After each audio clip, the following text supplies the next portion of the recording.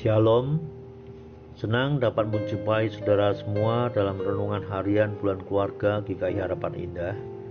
Sebuah refleksi singkat dari firman Tuhan yang memandu kehidupan keluarga kita.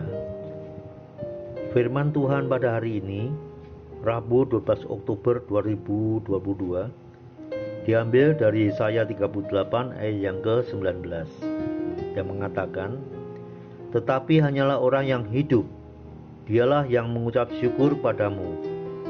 Seperti aku pada hari ini, seorang bapa memberitahukan kesetiaanmu kepada anak-anaknya." Ayat di atas dikatakan oleh Raja Hizkia dan punya latar belakang bahwa saat itu Hizkia sakit dan hampir meninggal. Bahkan Nabi Yesaya diutus oleh Tuhan untuk memberitahukan kepada Raja Hizkia bahwa kematiannya sudah hampir tiba. Dan Hizkia diminta memberikan pesan terakhir kepada keluarganya.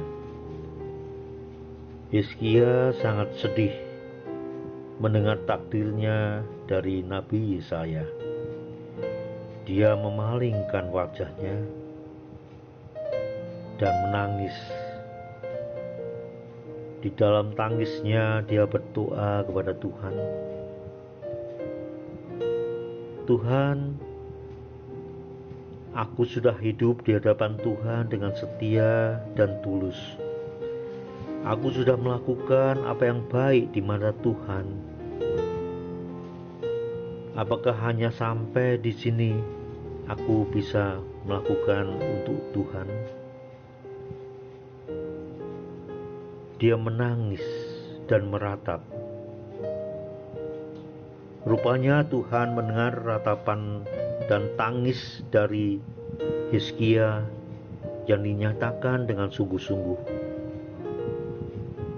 Akhirnya Tuhan berfirman kepada Nabi Yesaya bahwa Tuhan akan memperpanjang umur Hizkia 15 tahun lagi. Itu di ayat yang keempat. Sedangkan di ayat yang ke-8 Tuhan memberikan tanda bayang-bayang matahari akan mundur 10 tapak. Padahal seharusnya bayang-bayang itu akan maju. Saudara-saudaraku, apakah kita juga akan bersikap seperti Raja Hizkia saat masih diberi kesempatan untuk hidup, yaitu bersyukur? Bersyukur bukan hanya dengan kata-kata, tapi bersyukur dengan segenap hati kita, dengan hidup kita. Bersyukur dengan waktu kita, mau melayani Tuhan lebih baik lagi. Karena kita tidak punya kesempatan lagi bila maut dan kematian sudah menjemput kita. Seperti dikatakan oleh Hizkia dalam ayat yang ke-18, "Sebab dunia orang mati tidak dapat mengucap syukur kepadamu, dan mau tidak dapat memuji-muji engkau."